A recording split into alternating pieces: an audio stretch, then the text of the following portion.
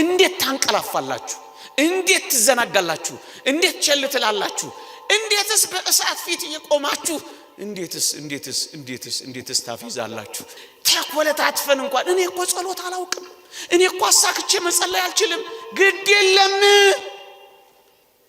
እግዚአብሔር መኮላተፋችን እንኳን ሳይቀር ነው የሚወደው። ኦርቶዶክሳውያን በአባታችን ፊት እየተኮላተፍን ስንናገር እግዚአብሔር እኮ ደስ ይለዋል። ግድ የለም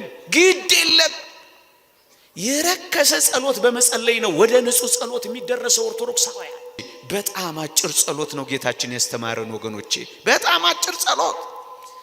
ይህንን እንኳን ከልባችን መጸለይ ያቅተናል።